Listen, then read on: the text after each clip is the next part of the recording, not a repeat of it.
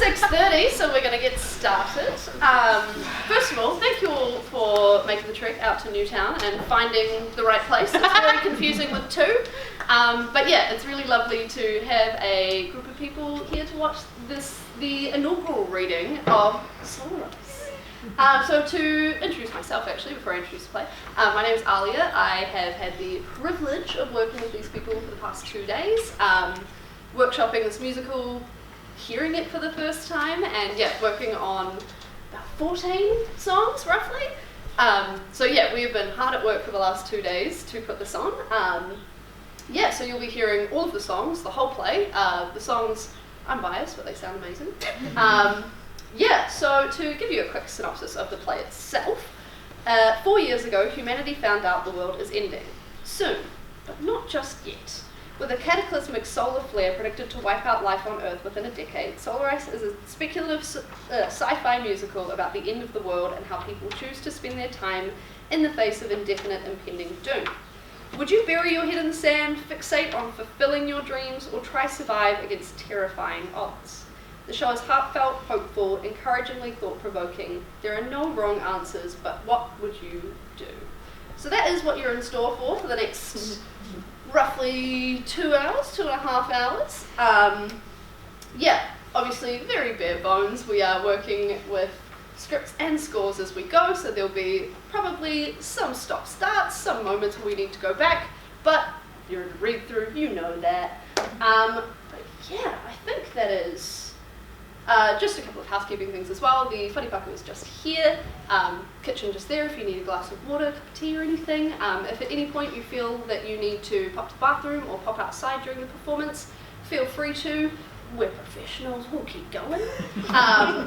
But yeah, without further ado, I will get the lovely cast to introduce themselves and the characters they'll be playing. Just a note as well on the text, that we jump forward and backwards in time quite a bit, so I will be saying those stage directions, but if at any point you're confused about where we're at, there's a lot of time jumps. The script is written in a really cool way where we're sort of, seeing the whole picture but going back and forwards in time to paint that picture. But yeah, so first up, this is our lovely writer, also starring in it as well. Who are you? Hi, I'm Ruby. Hi, I'm Ruby. I wrote this show. I wrote the script and the score, and I am very nervous and very excited to be doing this today. This is very cool.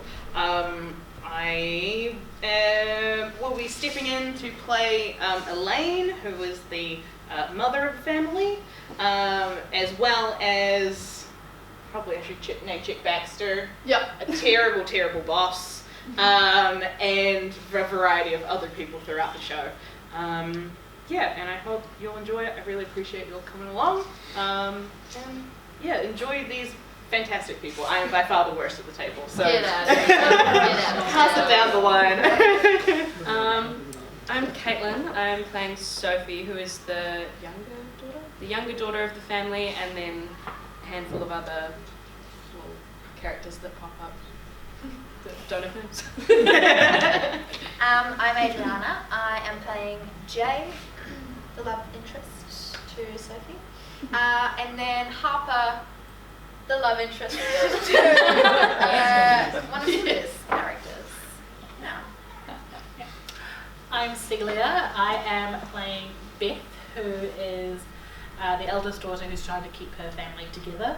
And when I put on this hat, because I was the only one that brought an accessory, I turn into another character called Logan. And I am Mark, and I am playing Paul, the father, and Elaine is my wife, and Sophie and Beth are my daughters. And I think I'm fairly certain that I'm just kind of the stabilizing, grounding factor in this family of interesting people. And then occasionally I get to play a very rough and rugged police officer and a newscaster. And I'm also now playing piano for a few of the songs tonight in addition to that. So really happy to be here. Wonderful. Yes, Mark has stepped in to be our wonderful accompanist. We have had many a hiccup in the process of getting ready for this, but I think we've pulled it together quite well. this is a really, really cool text, and I think it comes at a really interesting time, considering the world is not necessarily ending, but it sometimes feels that way. And yeah, when I first read it, I felt really hopeful leaving, and I really hope that you all feel the same. Yeah, I'll be reading the stage directions, so you're going to be hearing from me all night. But yeah, and at the end, if you have thoughts and feedback, we would love to hear them. This is a development, so any and all feedback is always appreciated. Yeah, I think that's probably everything. I keep thinking there's more to say. Without further ado, this is the inaugural first reading of Solarise.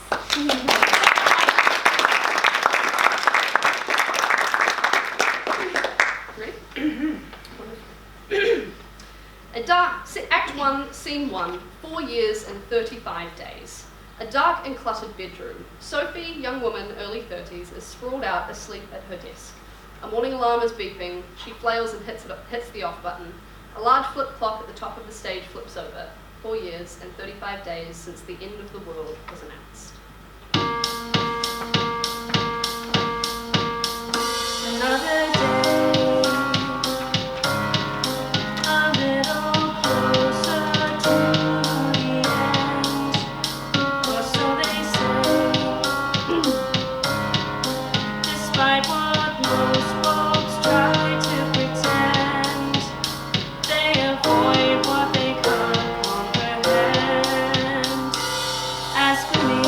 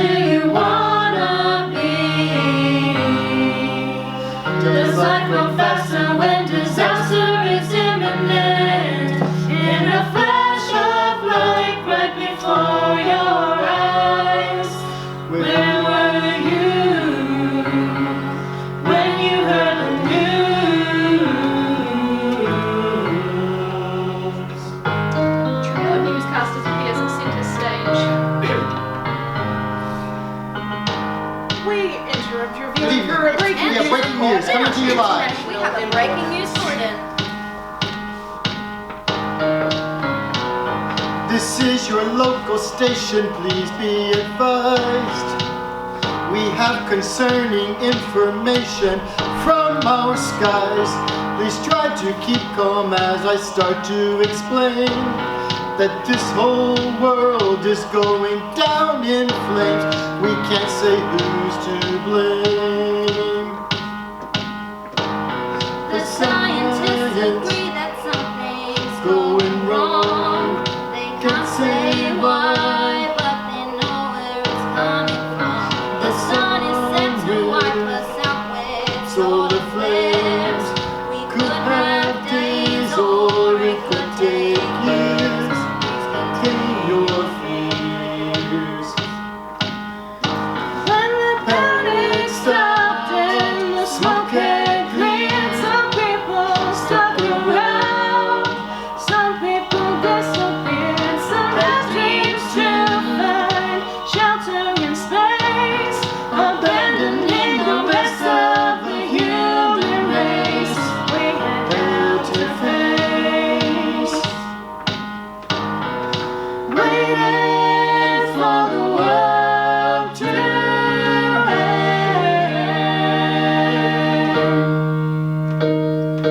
Waiting for the world to end.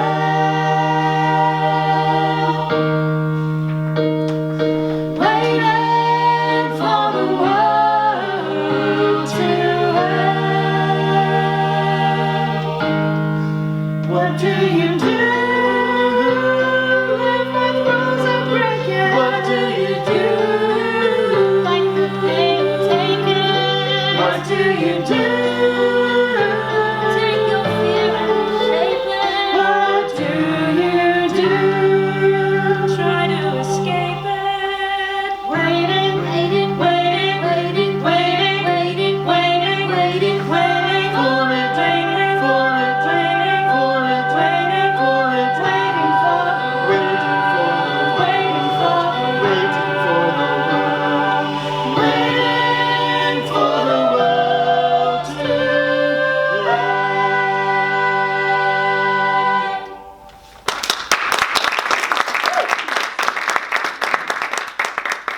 Scene 2, 4 years and 35 days. An early morning weather report comes on as a new day begins. Good morning, folks. We've got another beautiful day ahead of us. Crisp, clear skies from dawn to dusk, with a few showers settling in for a cozy evening. And while you're bundling up, why not grab some locally produced Baxter's Bunker ration packs? Because it's never a bad time to be prepared. Stay safe, everyone. Scene 3, 4 years and 35 days, outside the family home. Paul, a man in his late 50s, steps out of the front door with his morning coffee and contentedly wakes up, takes his usual perch, unfolding a long, handwritten letter. A lovely morning. Jaye, non-binary, early 30s, headed for the front door, enters. Good morning, Paul. Morning, Jaye. Has the brainiac left the building yet? Sophie comes out of the house, shouldering a backpack of supplies. Hey, babe. Hey, you sleep okay? Yeah, just missed you. Didn't want to come visit your jailbird for the 5th time? Dad said you're a terrible influence, so... Paul, I assure you, my bad behaviour has not rubbed off on your daughter at all. Her deviancy is her own. Sophie shoves her in playful protest. I know. Beth, young woman, mid-30s, walks out of the house. Dad, can you run the laundry today? I've got to pick up an extra shift. Of course, hun. I'll handle it. Thanks. And there's stuff in the fridge for dinner. I said I'll handle it. Don't worry. Beth sighs tensely. She does not like being told not to worry. Hi, Jay. Hey, Sure thing, hun. Don't work too hard. you heading to the workshop? Yeah, I've got some fine-tuning to do. Beth tries to ignore their subject. I'll see you later. All right. Have a nice day. Beth exits. Did you want to come hang out? You know, I would, but I'm going to be quite busy. Busy keeping out of trouble, right? I mean, probably. Sophie raises her hands. Plausible deniability. Forget I asked, just be home tonight, please. Okay. They kiss and Sophie exits. Jaye heads to the front door. Permission to enter? On what grounds? Jaye winces. Right.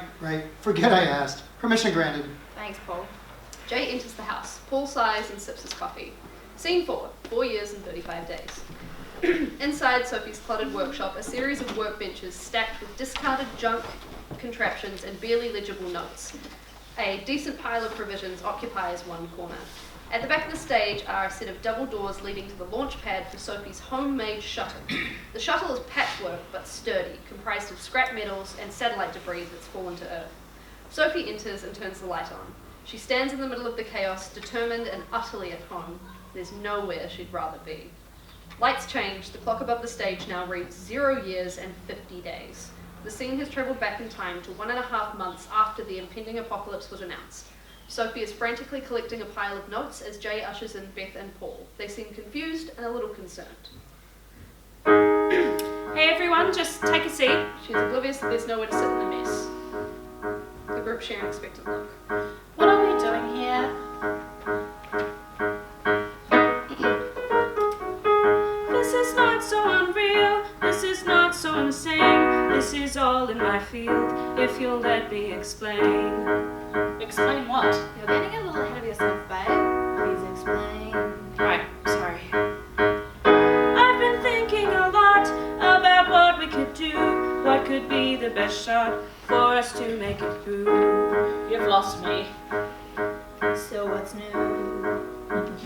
Well, I don't know specifics, but I've got some ideas. Don't know the limits, it could take 20 years. Even so, why waste time being worried? Life's been hard since this all began, and I can understand it feels hurried. But I will work away as many days as it takes, so we can.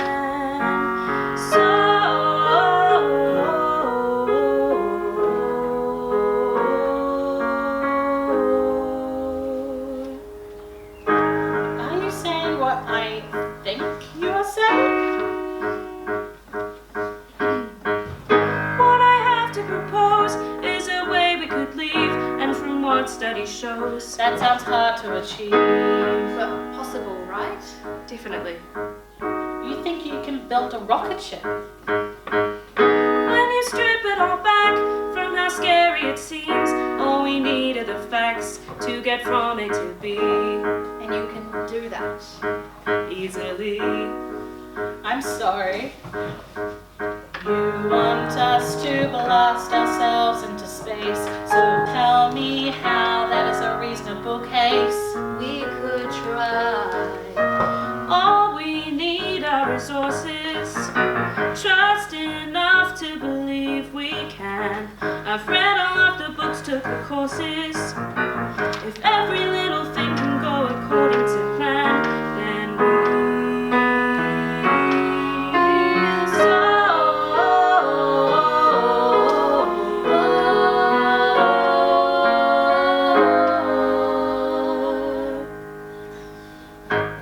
This is nice in theory, but we've got so much at stake. And from what I'm hearing, this is a leap of faith that I can't make. So what do we do? Just wait for the world to burn around us. If I got to choose, I know which way I'd hope they found I us. think I can do this, I think it's a plan. I think that we take every chance we can. In a second it could crumble, all this work could tumble, but we'll never know for sure until we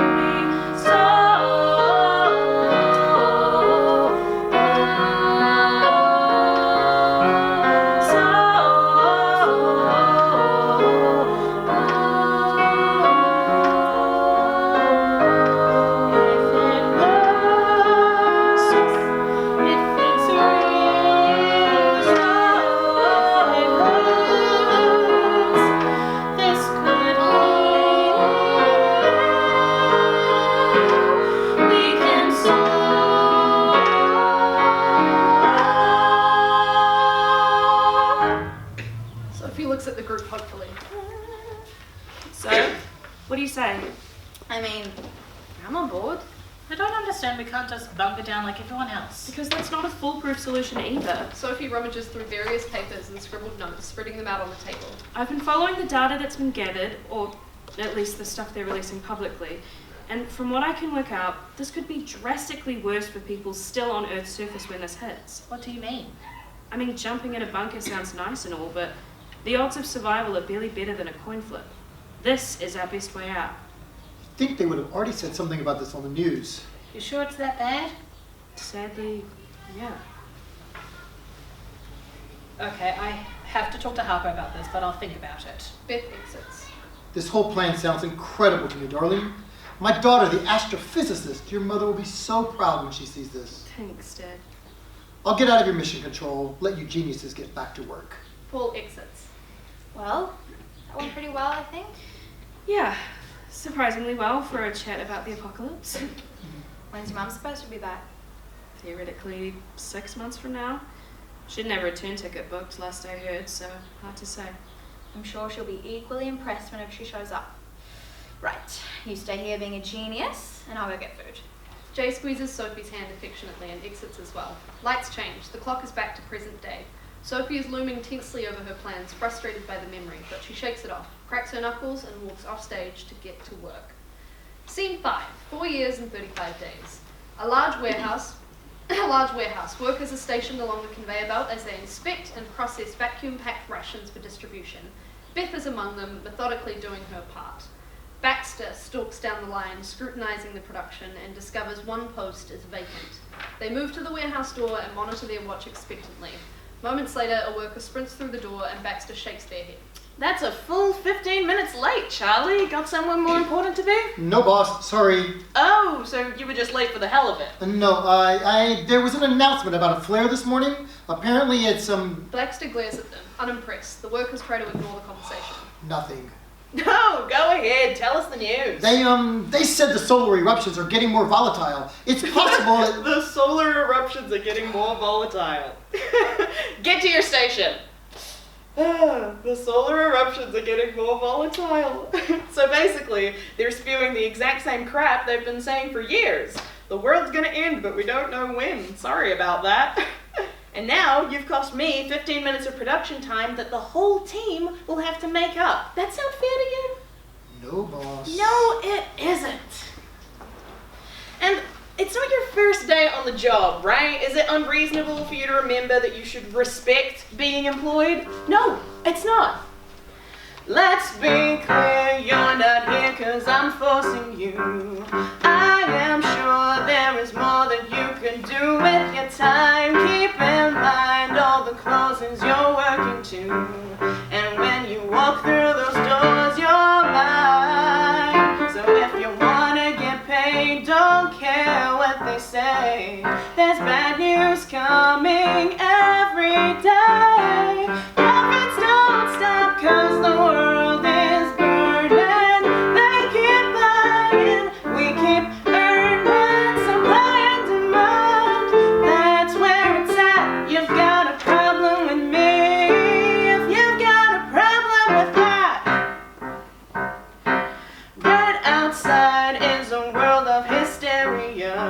Some smart guy starts talking science and they've all lost the plot. It's not cheap to keep jobs in this area, so just be glad for the ones you've got. Now let's stop pretending that the world's ending and focus on what folks are spending. Profits don't stop 'cause the world is burning.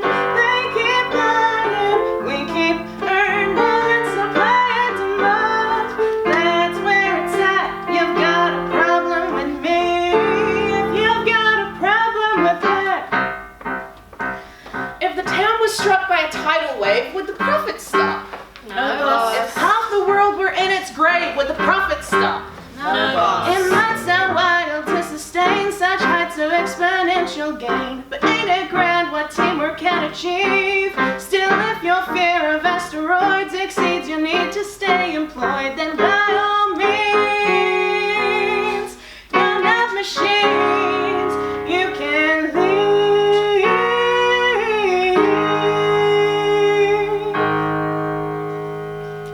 I can see that you've all got your families. Aren't you happy about the stability I provide? The real world has that guarantees no second chance if you pick the wrong side.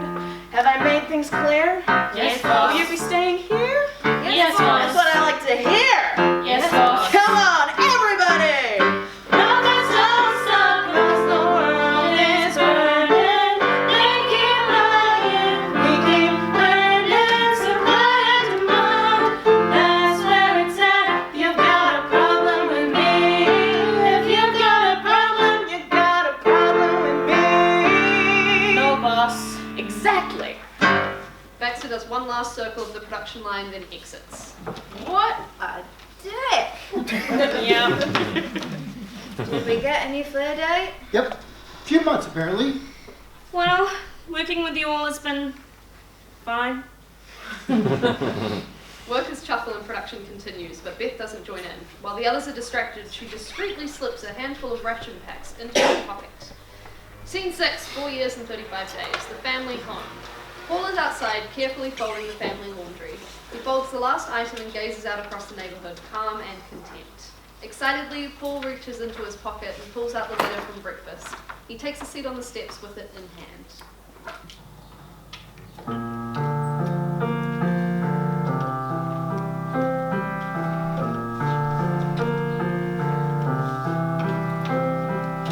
This home, these streets have known her face. Each day repeats. She's the one thing I can't replace. In my heart, I have tried to keep her far apart. I'll still hold her hand. I concede life seems less without her. She had need for more than she had planned. I'll let her go, see the things that I never could show her. I'll let her go, see the places I never could see. Then she'll come home to me. Each day I wait for her return, anticipate the warmth of love before we burn. It may seem weak to those who know me. I will stay patient as the tide. There is no wonder worlds could show me that compares to her by my side. I'll let her go, see the things that I never could show her. I'll let her go, see the places I never could see. Then she'll come home to me.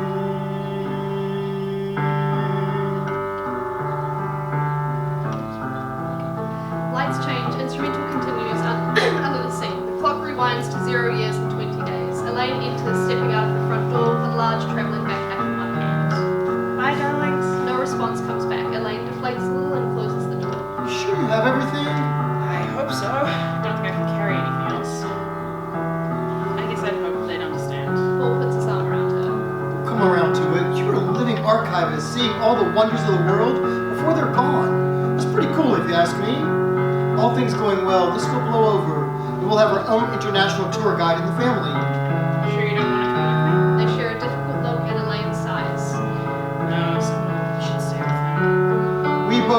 I get 2 steps into a desert and become a raisin. Sorry. Apologies. Keep going. Oh, that's, yeah. We both know I get 2 steps into a desert and become a raisin, but you're going to be adventurous for the both of us. Send us plenty of pictures, and we'll keep the lights on for you when you come home. And I am coming home the moment things look bad. I know. Elaine looks at Paul adoringly. There is no hint of doubt. How did I get lucky enough to know you? Paul smiles and they share a kiss. A pair of headlights shine in from off stage as a taxi pulls up. The pair pull apart. Elaine picks up her backpack and readies herself. Have an amazing time, love. Elaine smiles and walks off stage. The headlights fade and lights change back to the present day. The clock returns to 4 years and 35 days.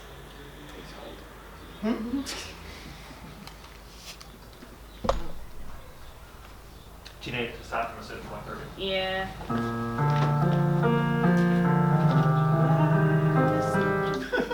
Apologies. Sensitive. That one? Okay, sweet.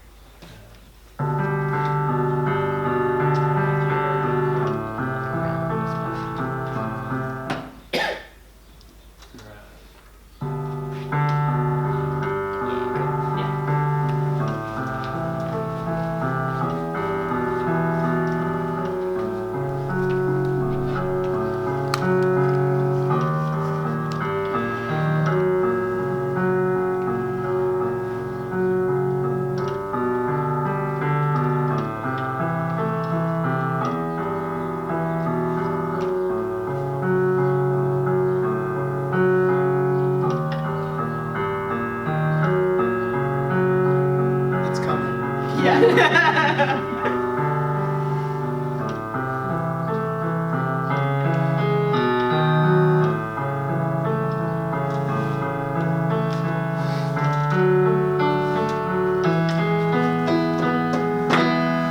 I'll let her go, live the life that I never could give her. I'll let her go, be the person she dreamed she could be. Then she'll come home to me. I know that she'll come home to me.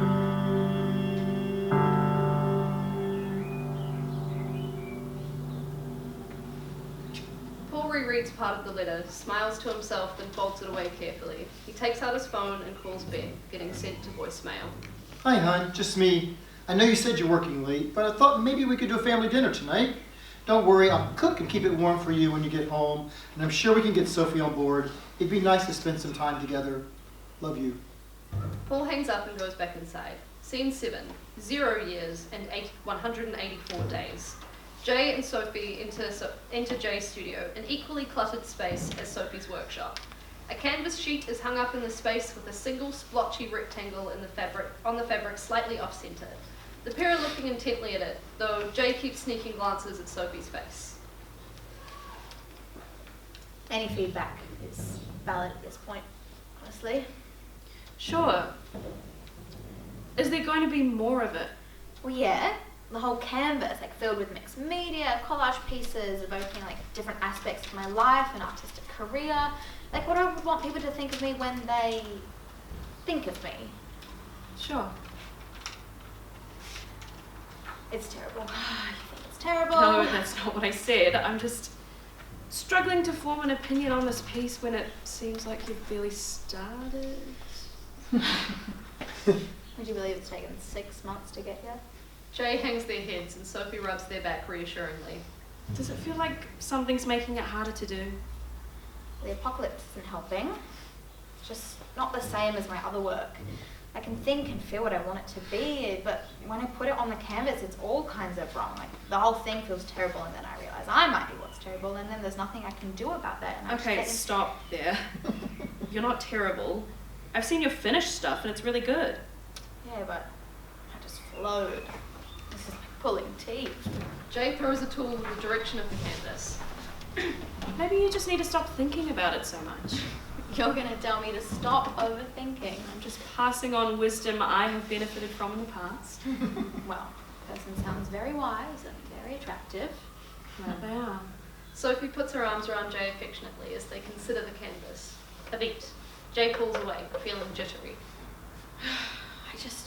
I hate a ticking clock, you know, especially when you don't know when it's going to go off. I get that. I don't like pressure. I should just scrap it. Jaye goes to take down the canvas, but Sophie takes hold of their hands first. Hey. Time will slow because we say it does. Observed by only you and I. Both of us have waited long enough. Let your breath go. Let the world slow before your eyes. All these works you've crafted on your own. All the fear that you've controlled.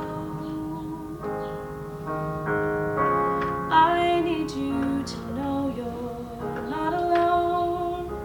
And there is no weight that is too great for us to hold. Life is never easy. You take what you get and let the rest go.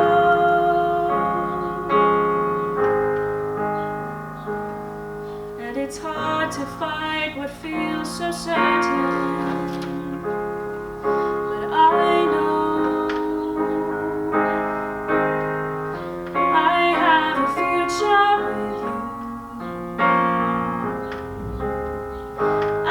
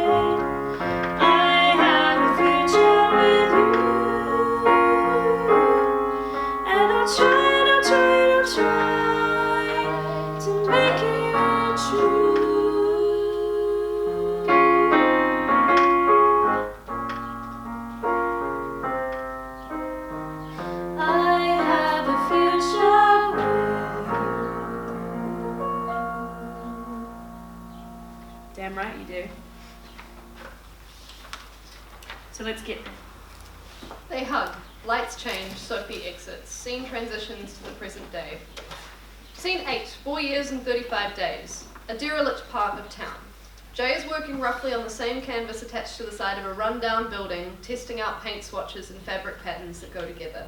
Logan and some of their nihilist friends are loitering around in the background. Once Jaye is engrossed in the work, a police officer rounds the corner, knowing exactly what they're going to find. Really? Jaye spots them and groans. You got out of custody less than 4 hours ago. This has got to be some sort of record. Were you following me? No, I was here on the off chance that you'd be stupid enough to come right back to the thing that you were just arrested for. I just need to work something out. Then I'll be on my way, alright? Not all right? This is vandalism, which is a crime. Logan looks up from their group, noticing the police officer's arrival. They gesture conspiratorially for their group to move off stage, and they all exit. What am I vandalizing? Privately owned property. You need to work something out? Do it on a piece of paper like a normal person. No, I need the scale. Paper's too small. Would you please put the paint down? Seriously, I need like 10 minutes tops, okay? What are you gonna do? Arrest me again? Police officer pulls out a set of handcuffs. From off stage, a car alarm starts beeping, interrupting them. What the hell? Logan runs back on stage. Officer, I think someone's vandalizing your car. You stay right there. Police officer runs off stage. Jaye waits for a beat, then starts packing their things up to leave. You want a hand with that? Yeah, thanks. The pair take down the canvas and exit quickly in the opposite direction. Scene 9. 4 years and 35 days. At an open-air scrapyard, the place is scattered with various items and scavenged resources. The owner, a gruff-looking person, enters, followed by Sophie. You were the one asking about the splashdown stuff, right? Yeah, if any of it's left. Sure. It's weird. People talk about the world ending and suddenly a bunch of them want to buy used or second-hand stuff, but you're the only one interested in the space junk. Lucky me, I guess. Guess so. Shout if you need a hand. Thanks. Owner exits, leaving Sophie to look through the scrap they gestured towards. A large container of satellite debris recovered from the sea floor. Lights change. Clock rewinds to 0 years and 80 days since the announcement. Paul enters, rubbing his hands together and looking questioningly at the piles of junk. All right. What are we looking for? Sophie is listlessly sifting through scrap, and Paul catches on her seeming lack of focus. Bertha Sophie. Come in, Sophie. Paul waves in her face to get her attention, and she refocuses. Something on your mind? No, it sucks that Beth's not here. I get that she's not totally on board with the idea and that she thinks it's unrealistic or whatever, but just sitting around waiting can't be better for us. I thought you'd still be supportive, you know? Paul nods sympathetically. Beth is a very pragmatic person, and most of the time I love her for it. But she can take some convincing before she steps outside the box. I imagine it's still hard for her to think about what you're saying as the opinion of a professional and not just her ratbag little sister. Besides, I've never really liked how people use that word, realistic. Whenever someone's told me to be realistic, what they really meant was be pessimistic. Somewhere along the way, people started assuming that reality equates to disappointment. It seems rare that people expect reality to make them happy. But I believe in that big brain of yours and all the weird and wild dreams it cooks up. So does your mother, so does Jaye, and Beth will come around if you just give her time. And you know what you'll get when you make all your dreams that reality? What? Bragging rights. Thanks, Dad. Anytime, sweetie. Now let's get this. Oh, I left my gloves in the car. I'll be back in 2 secs. Paul exits. Lights change. Clock changes back to the present day. Sophie fishes out a seatbelt and a buckle from the scrap and examines it. She's interrupted by a news alert on her phone linking to a Flare update video. She presses play. On the other side of the stage, lights come up on newscaster 1 and 2 at a news desk, partway through a clip of a recent broadcast. And with recent updates to the projected Flare timeline, some groups are calling for government bodies to consider what life on Earth may or may not look like after this catastrophic event. While many wealthy members of the population have taken the initiative to create their own self-sustaining satellites, others around the world are pointing to a lack of legislative planning as proof that the flare is in fact a government conspiracy. Internet personality Hal Payton has co-founded an emerging conspiracy group known as The Flare's Not There. TMNT have been vocal across social media about their beliefs regarding the flare. Lights up on theorists, fervently proclaiming their views directly to the audience. If this is actually an apocalyptic event, why is the government not getting everyone together, loading them into shuttles, and sending them to a space station or to the moon habitat that they should have started building 3 years ago? Why are we not using a solar shield capable of deflecting solar stuff? Why have we not contacted our extraterrestrial allies for refuge? When we know they're real, we've all seen the UFO footage, they've been to Earth. Why has that not been acted upon? Because the flare's not gonna happen. It's a lie perpetuated by the government to keep the populace in a state of panic so we're easier to manage. World leaders have yet to respond to these allegations, though many independent scientific bodies have urged the public to treat the flare as a very real threat. Some have agreed that the government's lack of a civic-minded response to the crisis is a quote, disheartening to say the least. And next up, the new superfood sweeping the globe could be right on your front doorstep. More on that after the break. Sophie sighs and locks her phone to continue picking through the salvage. Scene 10, 4 years and 35 days. Town Street. Jaye and Logan run on stage, check the coast is clear of cops, then slow down to a walk. Hey, thanks for the assist back there. No big deal. Any chance to stick it to... I'll take any chance to stick it to Officer Hardcase. You doing okay? Yeah, I'm good. Gonna go find somewhere else to be a delinquent. For sure. Hey, I get it. You do? Yeah, totally. It's all fucked, right? Like, why even care? Right? People get so wound up about a pile of bricks they're not even going to do anything with. It's not like any of it's going to stick around. Law's gonna law, I guess. I don't know. I'm Logan, by the way. Jay. Logan gestures at the canvas under Jaye's arm. What are you working on? Oh, it's just a draft, more of a scratch pad, really. So I didn't mean to pry. I'm just curious. It's fine. When the real deal's done, I'll for sure let you know. Yeah, do. That'd be cool. I should go make sure no one's ended up in custody, but I'll be around. Yeah, cool. Jaye's phone starts ringing. It's a call from Beth. I'll see you around. Logan exits. Jaye answers the call. Beth? Yeah, hey. What's up? Something wrong? No, does something have to be wrong for me to call you? No. Just a little unusual. Is something wrong? Can you talk to Sophie for me? I've been trying to get her to have dinner with us at our actual dinner table for the past month, and I'm getting nowhere. And now Dad's asking for all of us to meet up tonight, and she's not answering my calls. She's been pretty busy with I get it, but she also has no real deadline. She's always going to be busy. Sure. I'm not asking for anything special, just one night. You're welcome too, of course. I would just like to act as though we're still a functioning family. Yeah, I'll talk to her. I will function at peak persuasion. Thanks, Jaye. Anytime. Are you good, by the way? I know you... Beth! Break's over in 1 minute! Sorry, I gotta go. I get it. Good luck sating the capitalist overlords. Beth hangs up. Jaye immediately texts Sophie. Hey babe, you down for a family dinner? Beth wants to hang out and I can't afford pizza tonight. Love ya. And now we wait. Jaye exits. Scene 11, 4 years and 35 days. Outside, between the factory and home, the workday is finished. Beth stuffs the last of her uniform into her already full backpack and slings it onto her back. She takes a deep breath and plays with her wedding ring for a moment before speaking aloud. Hey, Harper. Work was fine. Nothing great. The boss was a bit pushy, but that's nothing new. Dad's still dad. Well, we got a letter from Mum this morning, which he was excited about, so he's good for another 6 months. I assume. I didn't read it. And Sophie's still working on a rocket, adding stuff, I guess. I don't know, it's all more than I can think about right now. Just gotta keep it all running, right? I miss you. You know that.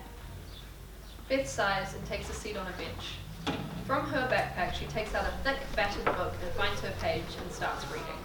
Lights change, the clock rewinds to -3 years. Beth becomes a much younger student, not weighed down by the pressure of keeping her family afloat. Harper enters, late 20s, behind Beth, immediately drawn to the cute young woman reading by herself. She decides to take the plunge and candidly flirt.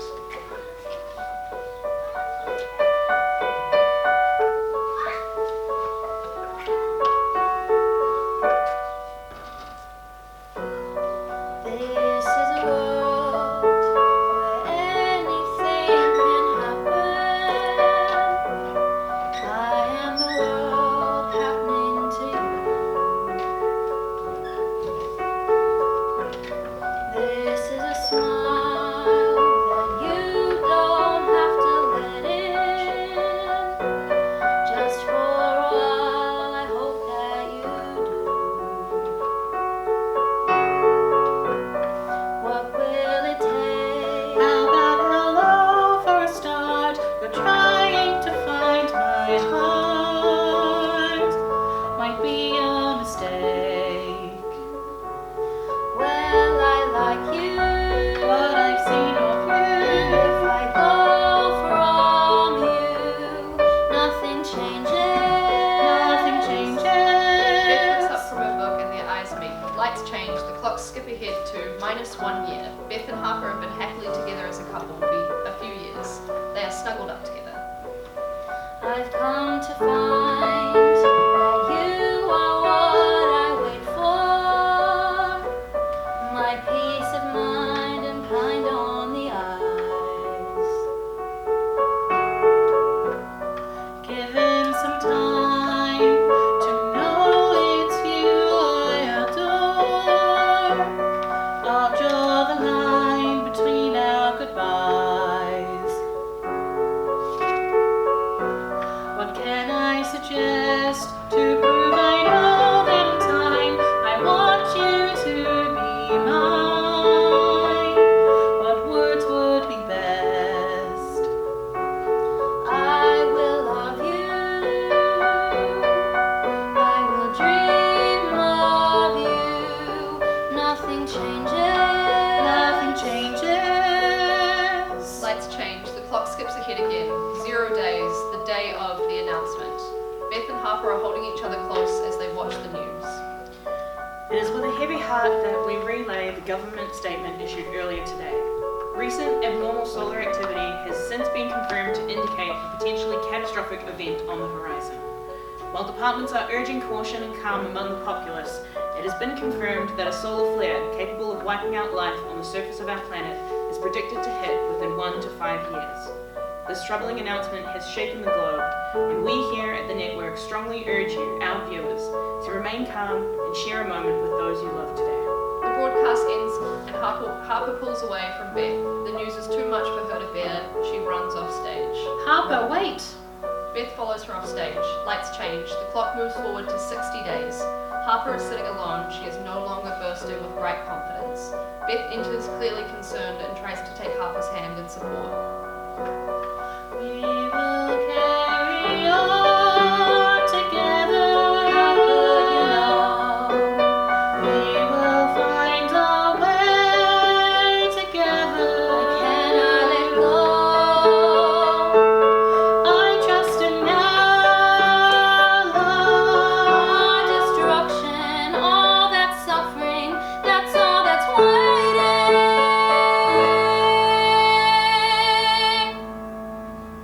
Nothing changes. I still love you. I will dream of you. Nothing changes. Harper rests a hand on the side of Beth's face, then walks off stage, leaving the world behind. Lights change. The clock speeds back to present day. 4 years and 35 days. Beth is back on the bench playing with her wedding ring. This is a world soaked in shining starlight. None of it shines brighter than you. This is a place where nothing wrong is made right. We keep the pace, what more can we do?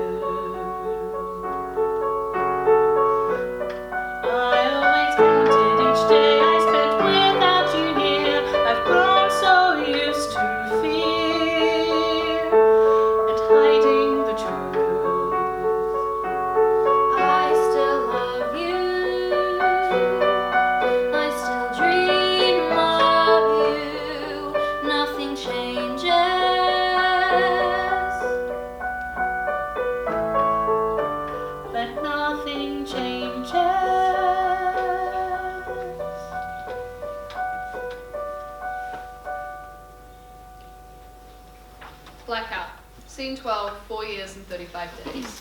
Inside Sophie's workshop. Sophie is counting out her supply of rations for the launch and recalculating some measurements. You awake in there? Mostly. Jaye enters. How's the sale coming along? The what? Sophie looks panicked. Oh, you mean the large metallic solar sail that will be the canvas upon which I emblazon my mural masterpiece? That sail? Not funny. You didn't see your face. It's coming along. Slowly. Very slowly. It's okay, but I will feel a lot more prepared when we can actually attach it. Plus, I'm excited to see the finished product. You'll be the first to see it, of course. I'm assuring you. I'm assuming you didn't get my text, or were you just ignoring me too? What text? Jaye picks up Sophie's phone and waves it knowingly. The one you didn't get because you never have reception in here? Oh, sorry, what's up? Well... Jaye hugs around Sophie, gently drawing her away from her math. How would you feel about a proper cooked meal tonight? What are you offering? Bet this. Come on, you could use a break. Can't we just get pizza? Out of cash. We've got rations, we can just have some of those. I'm not eating space food until I absolutely have to. Definitely not when Beth is offering a home-cooked meal. You don't know her cooking, it's bad. I do, and that is a lie. Come on, one night off? Sophie begrudgingly puts down her marker in acceptance. Thank you. You're coming too, right? Well, I've got a sale to be finishing, don't I? No. Sophie tries to sneak back to her workbench, but Jaye stops her. No fair. Your sister asked me to ask you because she cares about you, alright? And she knew you'd try and blow her off like you have for months. Sophie slumps in a pouty mood. And I know you care about her too. Now you have reached the point where you need to show you care about each other by physically being in the same room for at least an hour without your amazing partner as a safety blanket. An hour? Yes, an hour, if not more. After that, you can go back to your standard sibling dysfunction. Fine. Jaye gives Sophie a quick kiss on the cheek and drags her out of the workshop. Scene 13, 4 years and 35 days. At the dinner table. Beth and Sophie are sitting the table in silence. There is a tension of two people who don't remember how to talk to each other. Occasionally, Beth considers starting a conversation, but then backs down from it. An alarm on Sophie's phone goes off and opens up an app to listen to the radio. Good evening, folks. Thank you for tuning in. This is our follow-up report on the recent flare update released by the International... Can you turn that off, please? Beth and Sophie lock eyes. See why it's important to stay informed about the world and news these days. I don't see why we can't catch up on it later. It's not like you're expecting things to change. Anyway, why can't you see that I'm trying to find a way for us to live and not just hide Why from can't the you see light? There's so much I I to give. to try and keep this family alive. I am holding on so tight to what we have. I've held so long, it's too late to turn back. This is what matters. This is what matters. This is what matters. Can't you see that's all I want to do? This is what matters. This is what matters. This is what matters. What would How it take can we show that to you?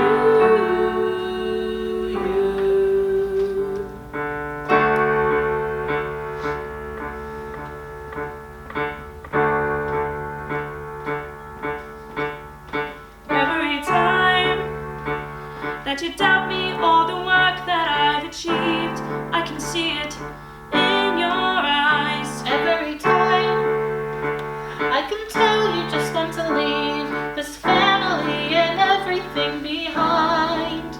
And it kills me. I could show that I'm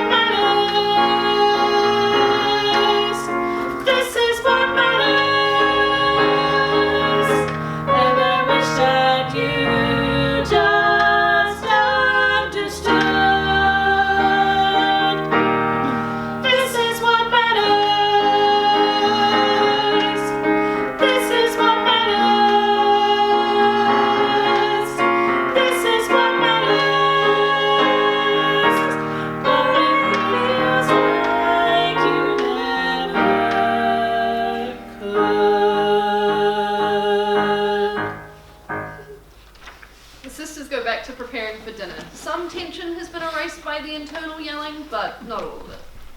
Girls, you in there? Yeah. Paul pops into the room with a mischievous air about him, which falters a little as he feels the strain between Beth and Sophie.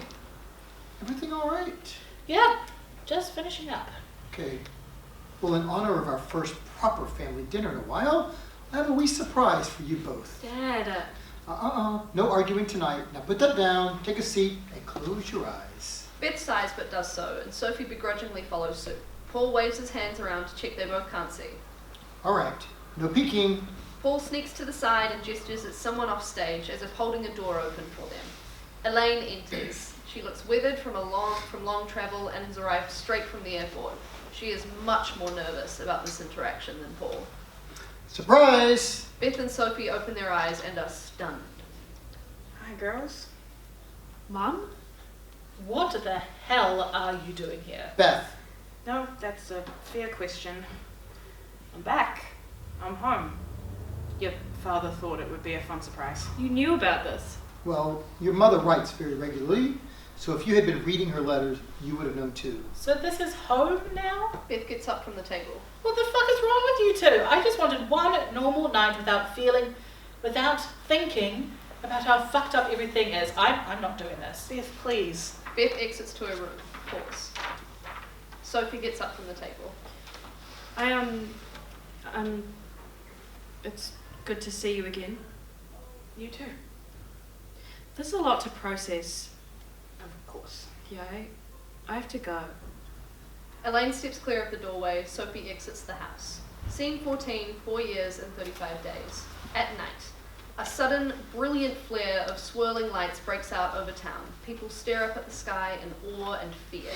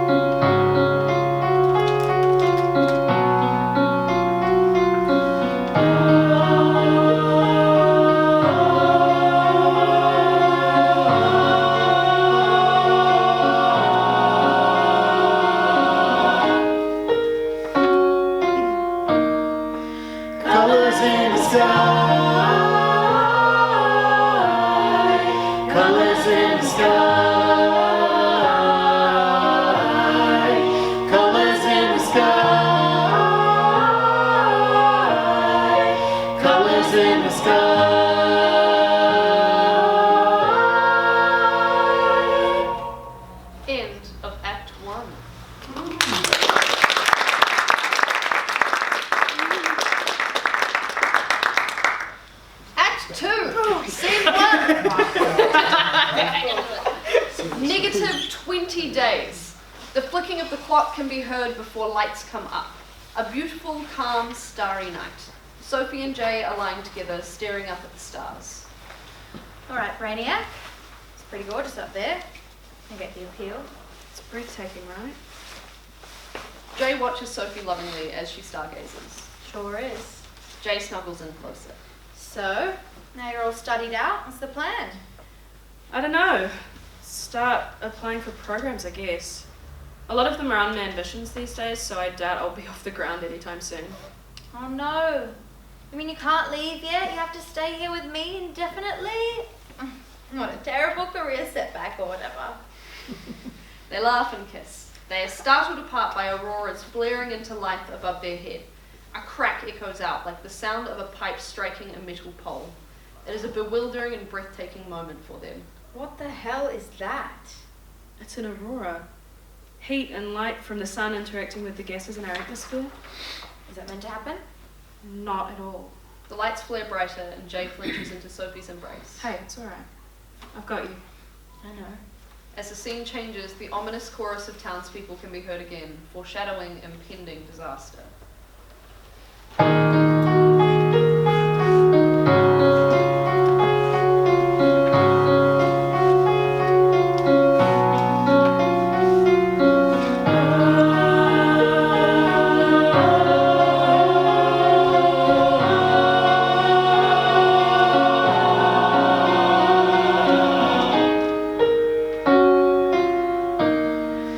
Colors in the sky.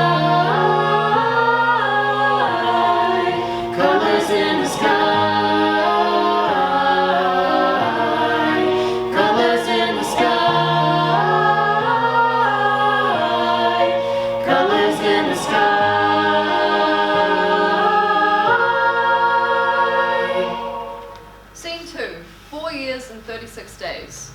Back to the present. In the kitchen, Beth is setting the table for breakfast. Elaine enters wearily. Did you want help with that? Wow, you're still here. Still here?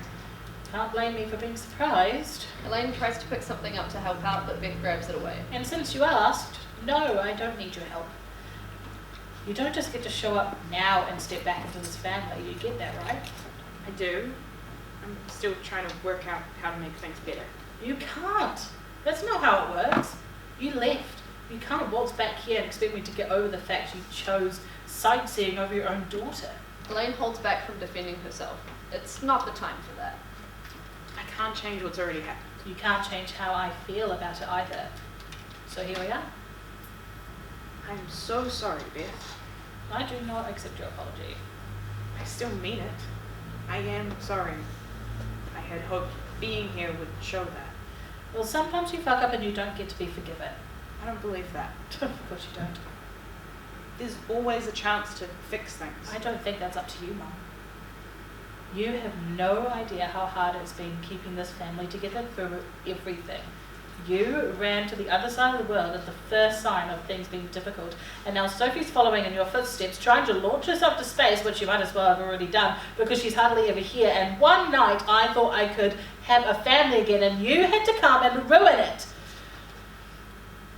Because you're not actually here to fix things. You're here to make yourself feel better, and I'm not going to play along.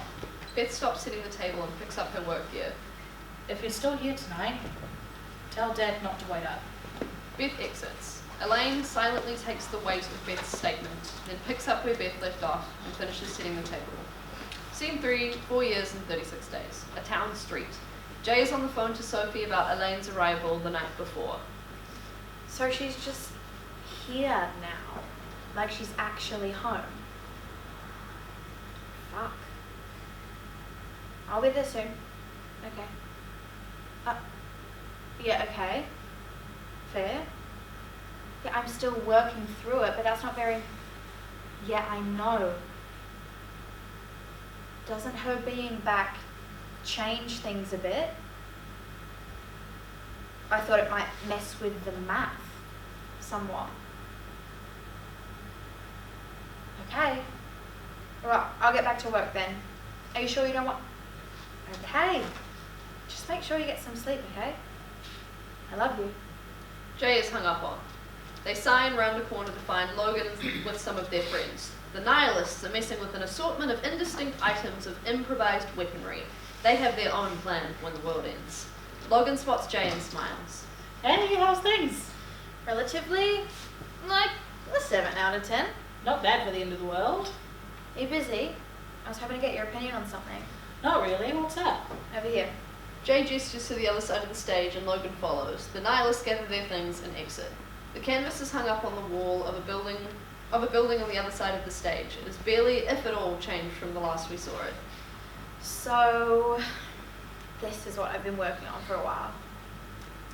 Jaye glances nervously between it and Logan, who is looking at the artwork, confused a bit. Okay. Question. Yeah? Is this it? Well, it's a draft piece. You know, the real material's at home, but I'm using this as like a mock-up of what I want it to be. Right. It's still a work in progress. I'm just trying to get a feel for how the audience interprets what I have so far. Sure. What I meant was, this is it? What do you mean? This is what you've been so consumed with? This is why you had to spend a night in jail? Well, I had to get the scale of it all, and I didn't have any of the... What's so funny? You are? How long have you been working on this? Since the first announcement, basically. Over 4 years and this is still where you're at? I mean, other stuff has happened too. I'm but sorry, but that's ridiculous. You got other stuff, other artwork, any of it take anywhere near as long as this one? No. Do you think he might be indicative of something? Jaye defensively doesn't respond. Okay. What are you trying to say with this piece? Like, best case scenario, what am I supposed to take away from it? I want it to represent the essence of who I am as an artist, as a person. I want it to be my legacy when we're not here anymore. There, you heard what you just said, right? What? No one is going to be around to see this. We're all fucked. Well, yeah. Well, we have a finite amount of time before it's all over, and you've been wasting it agonizing over the right fucking abstract blob placement. Hey, Don't hate me. How many nights have you spent away from the people you love because of this thing? How many days have you worked on this rather than things that will actually matter? People don't care about objects, they care about the story. That's what you really want, right? You want people to look at this and know you. Wouldn't you rather they knew you by your actions, not some vague artistic interpretation? You've spent 4 years of being so afraid of what people will think of you instead of living a life that they'll actually remember you by. It fucking kills me. Oh, I'm sorry, I didn't mean to go that hard. no, it's not wrong. You don't have to listen to me, but in my opinion, I would destroy this bullshit. Stop stressing about it and about the after and go do something with the time you have now, something that actually makes you happy in this moment. If you would like that to involve smashing stuff owned by shitty people, you know where to find me. Logan leaves Jaye staring at the painting.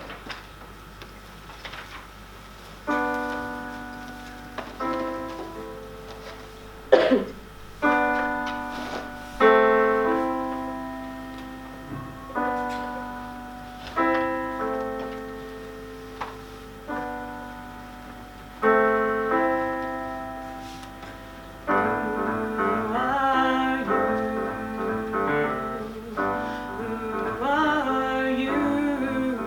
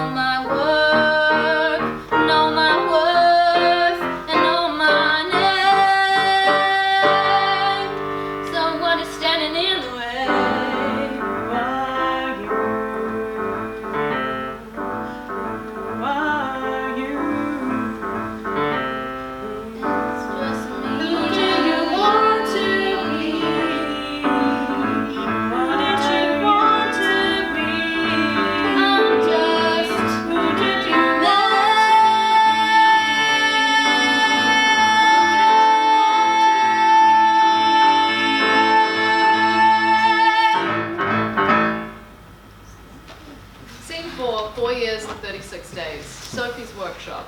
Sophie is working on new calculations to adjust the rocket ship layout. Elaine knocks on the door. Yeah? Can I come in? Sophie pauses for a moment, uncertain. Sure.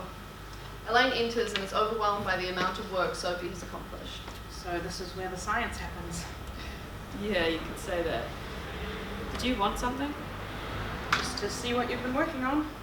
It's very impressive. Thanks. Please don't touch anything. Of course. Elaine looks around with classic museum etiquette, hands behind back, trying not to disturb any papers.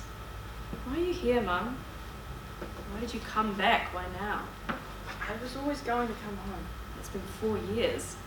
Forgive us for being a bit skeptical. I still don't have the words to explain it fully. I just woke up a few days after the announcement and knew it was something I had to do. It felt like there was a thread tied to my chest, pulling me forwards. I had to leave. I had to see all that I could. And it took a lot of time for that feeling to wear off. When it did, I realized there was fear in it too, pushing me away from all this because it was so vast. How could I possibly be the parent you needed when I was so terrified? At that point, I had a choice to make. Keep running or stop. So I stopped. Finally booked a return flight. Changed your mind. Just like that. In all honesty, I am still very scared. But I don't want the world to end with my family hating me if I can help it. Dad doesn't hate you. No, that's true. Elaine looks over the shuttle blueprints scattered over the workbench. How long until this is finished? Well, technically if we had the sail attached, it'd be ready to launch right now. I'm just fine-tuning things while I have the time. More work, better odds. Better odds? There are a lot of variables, Mum. Even the best launchers have issues sometimes. I'm trying to give us the best shot of living through this. Of course. And then what? What do you mean, then what? Well, what happens after that? You get up there, survive the flare, then what? There must be a plan after that. Please stop. I'm just worried that you're focusing on the wrong... I don't need your input, okay? I don't need both you and Beth judging me. I'm not trying to judge you, I'm just trying to understand. Right. The world is ending, stars expanding, and you want to understand it's not enough that it's for love. No, there's gotta be some plan.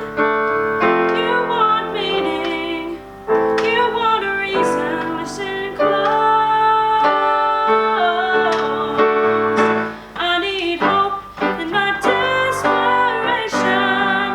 I need to find a way. I need hope in my destination. I need to fly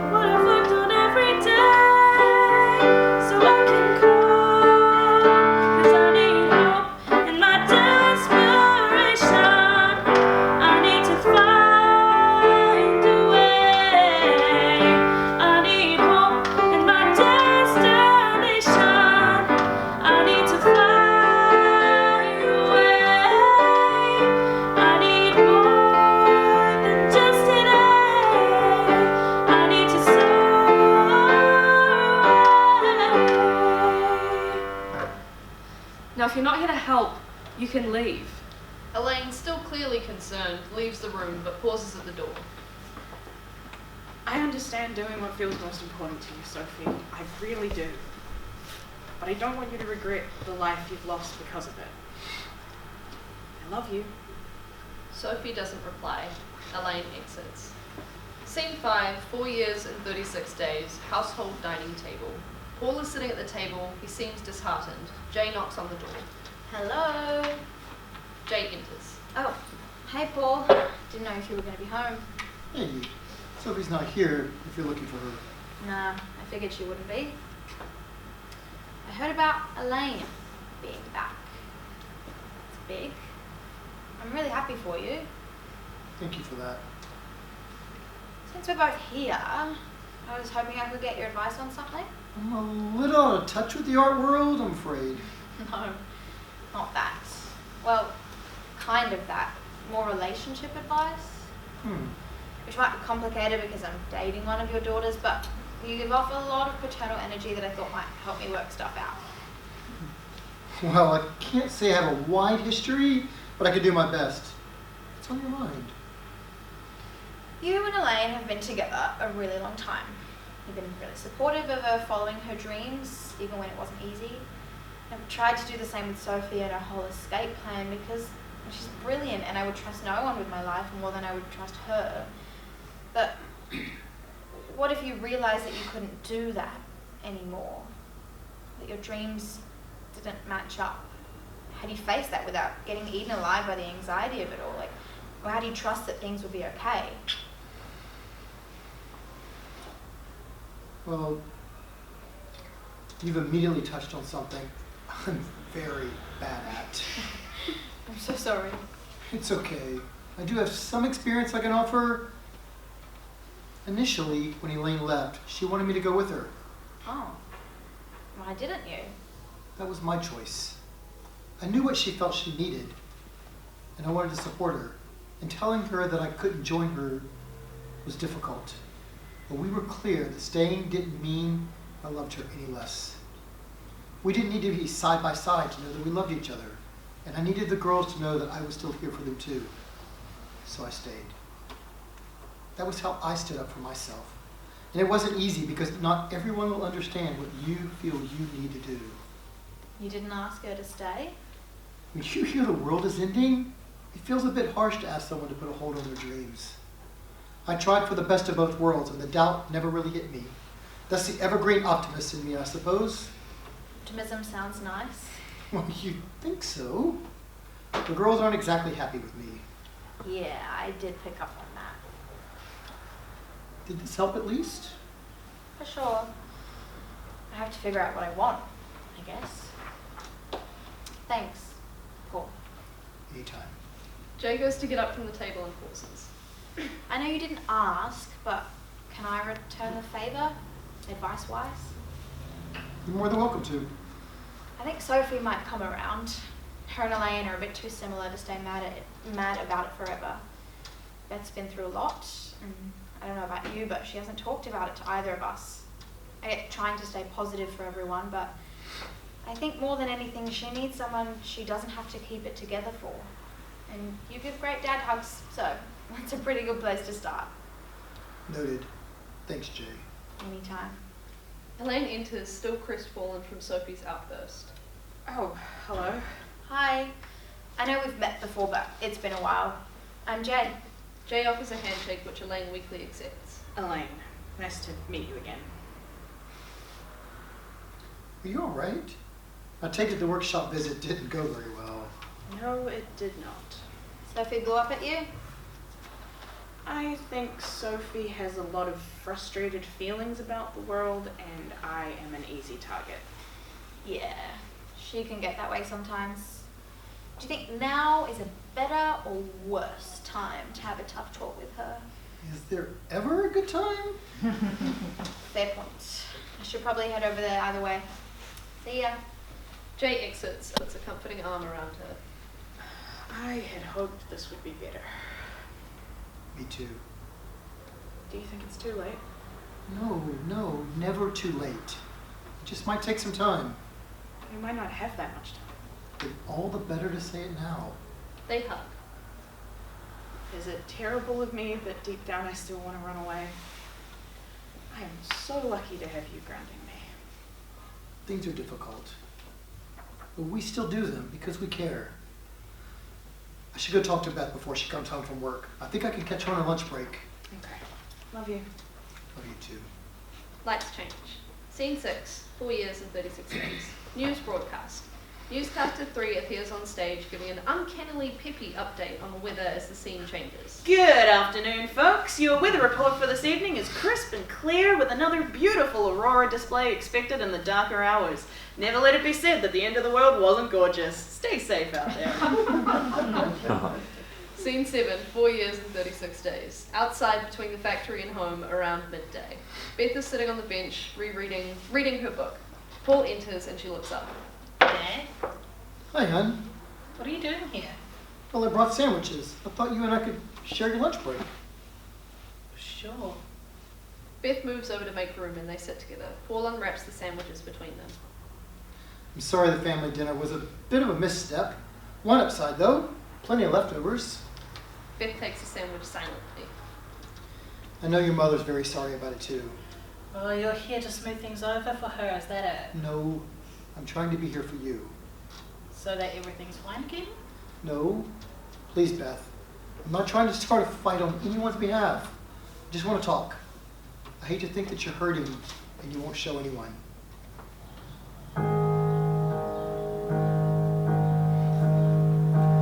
Be with me. Speak your mind.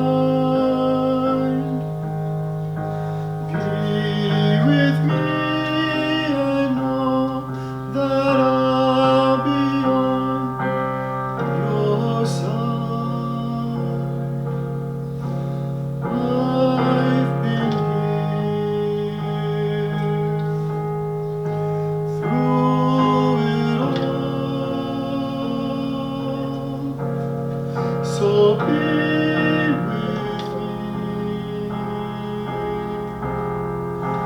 Talk to me about it all. We might never say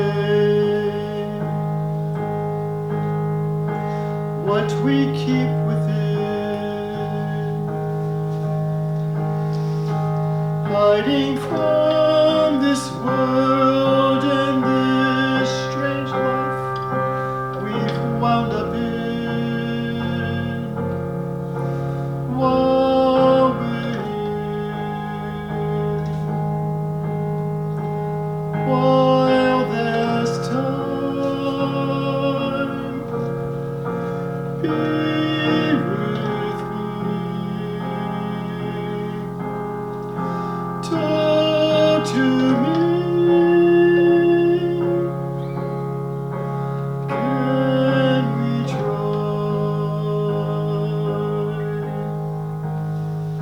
Okay. You want me to say what I'm feeling? I feel broken. I've lost the person that meant the most in the world to me. I want so badly to do nothing but mourn her. I want to lie in my room for months crying over her so she knows what she means to me. But I can't because the rest of the world doesn't give a shit. It keeps moving, and with you and Sophie stuck here with me, someone has to keep food on the table and a roof over our head and through this whole fucked up situation. So I'm frozen here in this soul-crushing job just to keep us alive, and I can feel this hole where she used to be becoming this bottomless pit. And I just think the longer it's there, if it's been there for years, how am I supposed to believe it gets better when we might only have months left? That's how I feel. Can you fix that?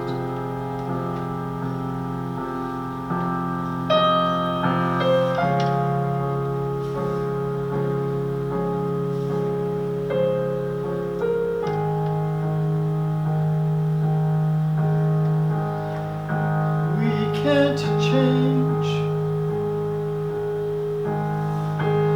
what's been done. Love and pain we feel won't be here when all's said and done. I'll say this now. While I can, I'll be with you. I'm here with you.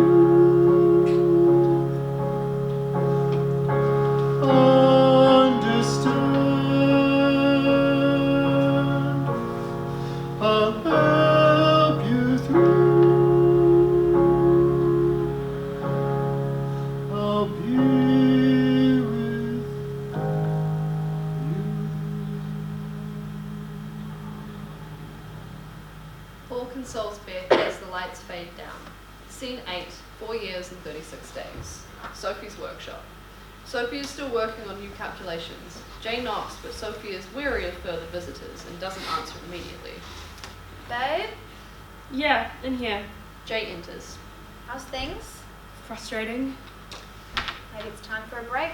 Jaye joins Sophie at the workbench. Can we talk for a second? I told you I'm fine. Mum being here doesn't change anything, it just means I get nagged twice as much. Yeah, I know.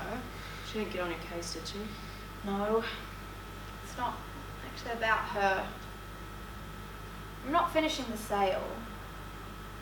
What do you mean? I'm not working on my masterpiece anymore. Please tell me you didn't throw that material away. No. I've been thinking about what I really want to do with my time, and I don't want some monument to stand for me. I want to live my life the way I want it to be remembered. Okay. I don't want to work on this ship anymore either. Where is this coming from? Do you remember how we used to be? The last time either of us had enough energy to organise a date? Seriously? The world is ending. And it's always going to be. I get that this is important to you, but it's all your life has been about for years now. And there's no real deadline. Every improvement, every adjustment means we have better and better odds, and it means your work is never finished until the flare actually hits. We're never going to have that time unless we take it now. We can do that after the launch. You don't know that. You said it yourself.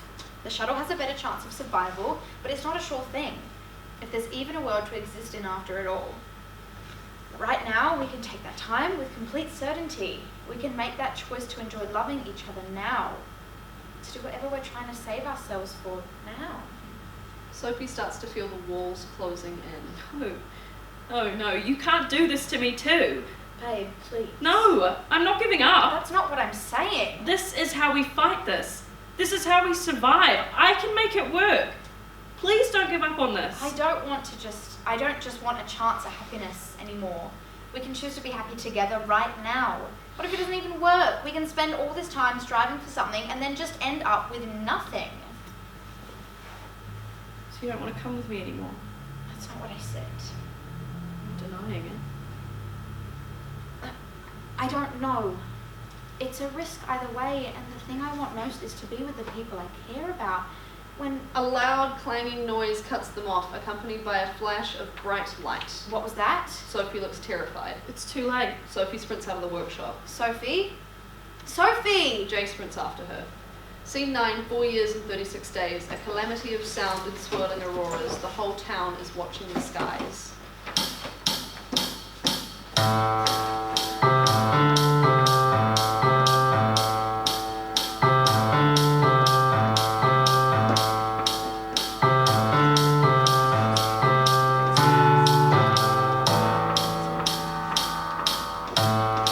We are seeing what we always knew was coming. Nowhere to hide, no place to run. Hear the sirens roaring, feel the air is humming. Under the beating of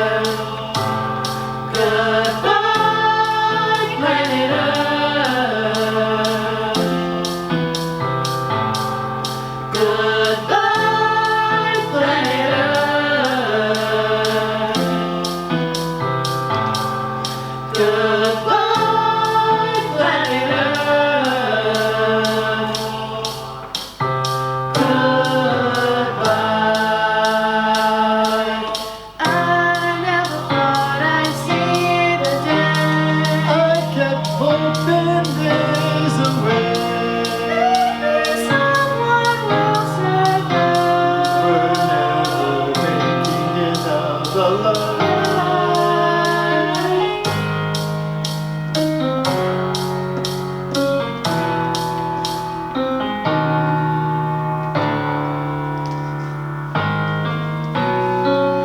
This is your local station. Please keep going. Consider this your final warning.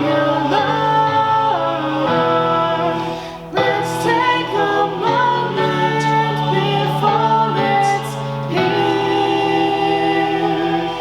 to reflect on what we all hold dear. Keep your loved ones near. We are experiencing technical difficulties. Please. As the end draws close, We'll be right back, please. it's been a pleasure being your host. This is the end of our broadcast.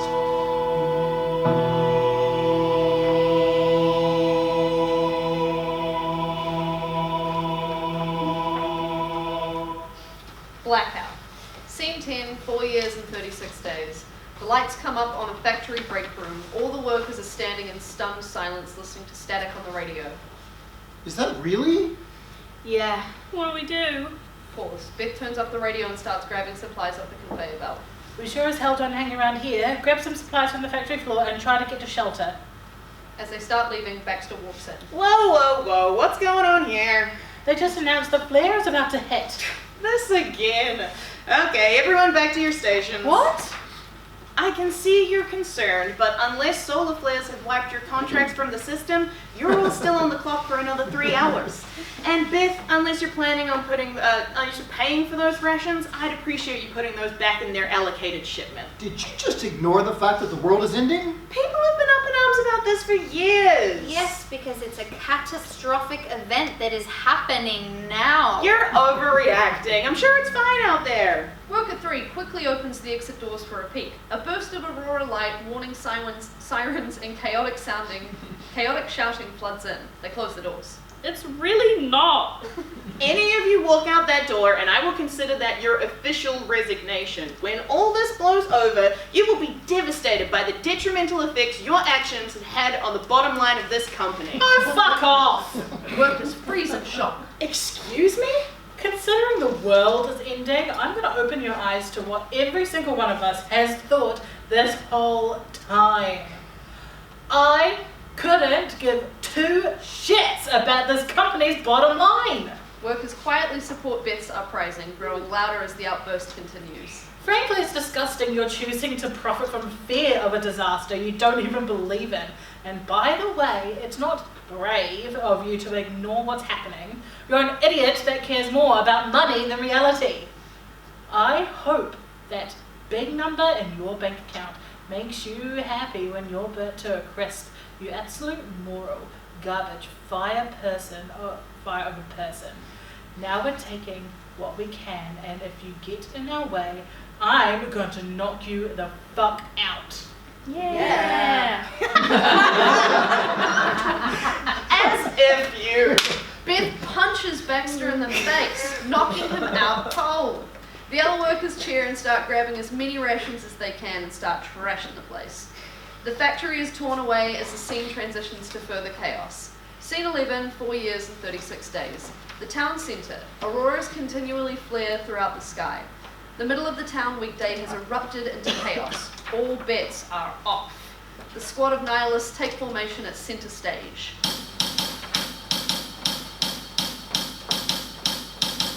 We've got hours, minutes left. Do what you can to feel alive. Do what you can to just survive. Or embrace the chaos of your day. It's the end of the world. We'd be scared if we cared at all. It's the end of the world. All the laws of the voice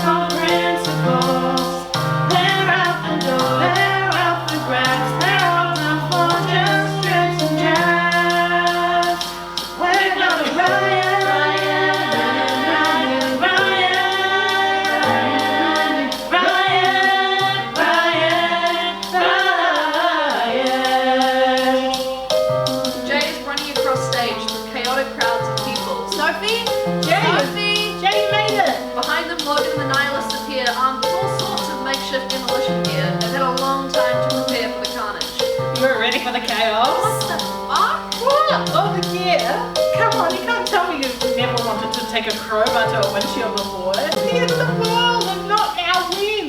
You look like you're carrying a murder spree. Yeah, come on, you know me better than that. Do I? I'm a person of action and if this is the last gasp, then fucking hiding away from it, I'm going down swinging. Logan takes a swing at some nearby property and the nihilists cheer, then begin attacking their surroundings, loosely surrounding Jaye. Logan holds a weapon out to Jaye. Come on. I don't have time for this. Have you seen Sophie? Who? Sophie, my girlfriend? Please, remain calm. Make your way to shelter and stay indoors. Police officer enters with the rest of their patrol team. You all need to get inside. It's not safe out here. Yeah, or what? Or you, Fucking nowhere's safe, man. if you're causing a threat to public safety, we will have to detain you. Get fucked! Police squad and nihilists square up against each other. In the confusion of the fray, Jaye manages to squeeze past and out of the group. The one and only time I've been happy to see you, officer. Jaye gives a lazy salute and sprints off stage. I'm gonna need your help, James. We've created more songs. We've created more songs, but that's the More songs? Imagine Aurora running around screaming.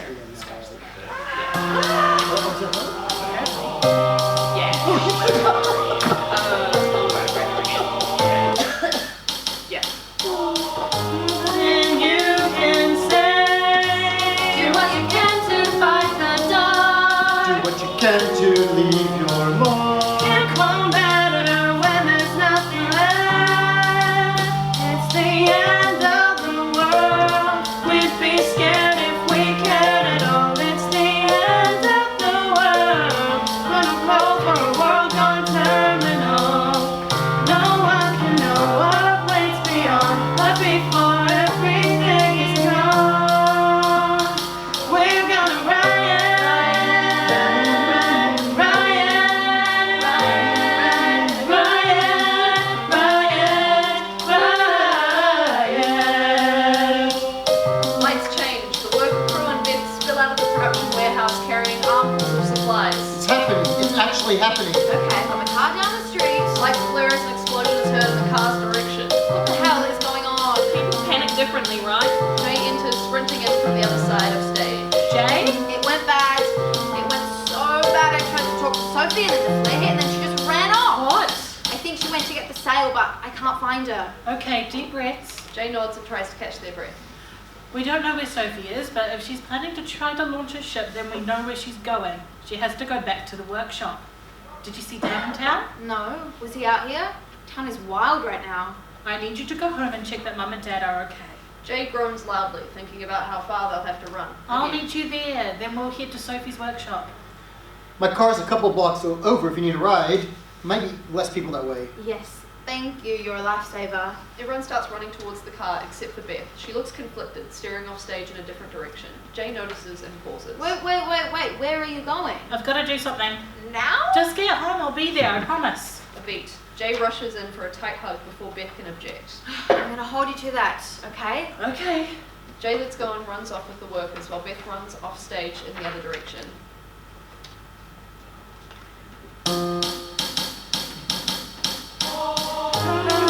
Shield your eyes. How will you face your final day? Why does it matter anyway? What's ahead is hardly a surprise.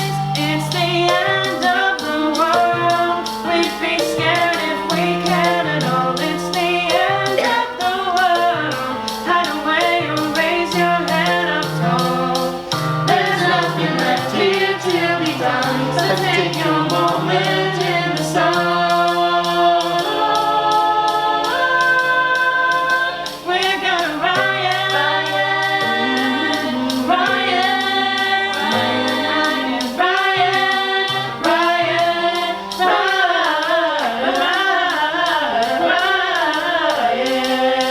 riot. Scene 12, 4 years and 36 days. Beth runs up to a regular bench and perches on the edge of the seat. The panic of the city slows down around her. Hey, so I probably just got fired. Not that that's important now. It's really happening. The end of the world. You probably know that. I like to think you're around still watching out for us. But I don't want you to see this. I'm letting you know it's okay to turn away now. Because I need to let go too. I'll never stop loving you, but I can't keep holding on to this pain forever. If there's only hours of my life left, I want to stop spending them punishing myself. It's not my fault. It's not yours either. We never really got a chance for goodbye. I used to be grateful for that. For a while, it made me hope that you would just be there again. So I'm not going to say goodbye. Then maybe this whole world won't disappear. Maybe it will still be here when we look back. And hey, if it all goes wrong, I'll see you soon. So win-win, I guess. Beth clutches the bench tightly, trying to find the strength to stand up again. I love you. Beth pushes herself up, refuses to look back, and exits in a sprint. Scene 13, 4 years and 36 days, the family home. Beth rushes in through the front door, finding Jaye pacing nervously back and forth. They relax a little when Beth enters. Hey, where's Dad? Beth starts going through kitchen cabinets. He's talking to Elaine. We tried calling Sophie, but there's been no reception since the first wave took out the satellites. Beth opens up a cupboard and takes out a duffel bag stuffed full of ration packs. What's that? I may have been stockpiling a few of the top from work. You're a criminal like me. I was planning on giving them to Sophie. Instead, I'm going with her. You weren't going to go either. Dad wasn't going to go without Mum, and I couldn't just leave him behind like that. And now? There might be another option. Dad? Paul, your daughter's a criminal like me. Paul and Elaine enter from within the house. What? Beth, you okay? I'm fine. Still no sign of Sophie? I think we can all guess where she is. Look, we don't have a lot of time to sort shit out, so let me say this. The way you left us hurt, but I don't want to die being mad at you, so I forgive you, okay? Right now I forgive you, and if we survive, we can work through the harder stuff later. We're all a mess. We've all been a mess for years. I just want one moment where we feel like a family again. And if that moment is watching my sister shoot herself into the sky, then fucking fine. I'll take it. I don't care what comes afterwards. I'm not going to let her feel like she's alone. Same, of course. Very well said. Okay, then let's go. All exit, lights change. Scene 14, 4 years and 36 days. Sophie's workshop. Sophie is grease-stained and frantically finishing attaching the sail to the ship. She checks her watch sporadically, trying to keep track of the approach of the final flare impact in her head. Jaye, Beth, Elaine, and Paul enter. Sophie? It's fine, I don't need your help. We have under an hour to sort things out. It's just easier if I do it myself. Sophie glances over at everyone. Where's the rest of your stuff? There's an evacuation checklist on the fridge. Did none of you ever check it? No, of course not. Forget it. Sophie. You know how it's kind of rich that all of you have been telling me how pointless this all is, and then you're crawling back here when everything kicks off. A little thanks would be nice sometimes. We're not going. Sophie stops working, stunned. What? Beth drops the duffel bag heavily on the floor. This is for us. We're staying here. No further. This is where we end. This is where you make your getaway. I felt us there to hold you down when your star leaves the ground. Or you could choose to stay. Be a family again. When there was more to life than just the air. I can't pretend. So choose to stay. Take a chance on us to soar above. I still love you either way. I don't understand.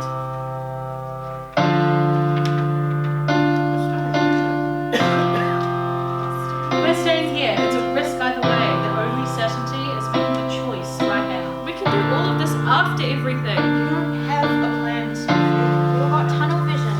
Grab the first thing that felt like it would make a difference and couldn't see anything else. That better ever after that you're trying to reach can be right here. We're right here.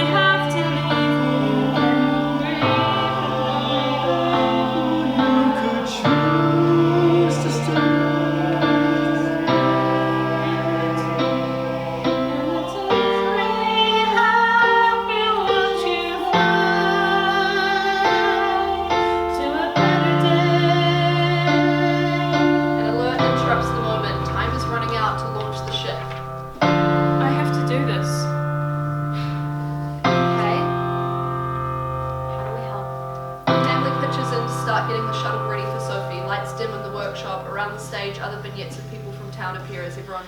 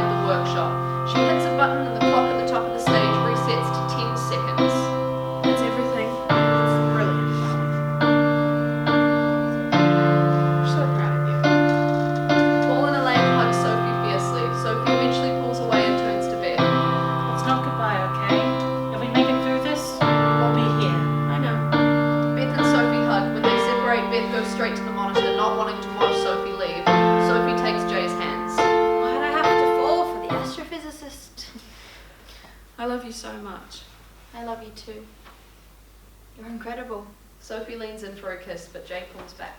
Can we just stay like this for a little while? I have to go. Jaye nods. They kiss like they never will again. Finally, Sophie pulls away. Sophie stands in the doorway. Paul, Elaine, and Jaye look back at her one last time.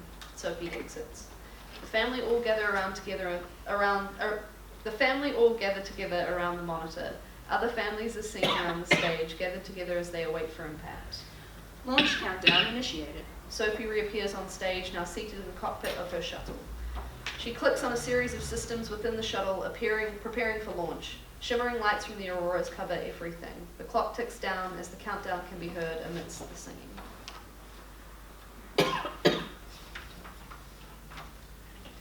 Hold on. Wait. Brace for impact.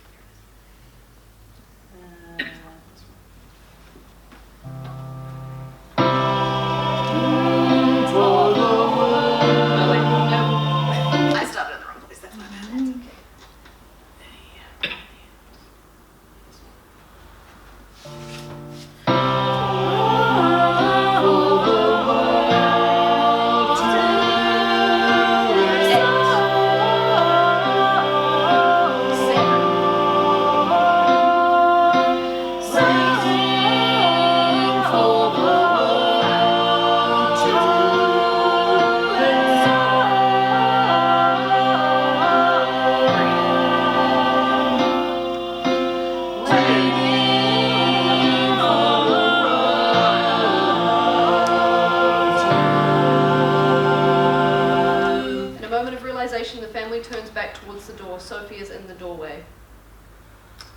Launch sequence deactivated.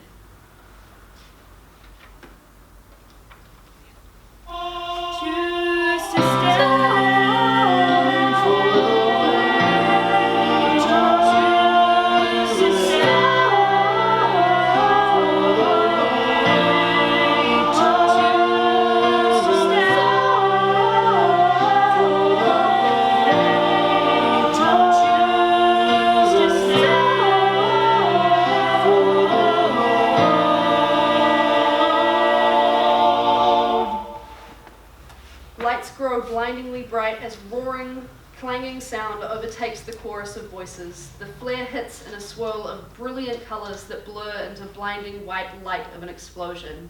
Blackout, the end.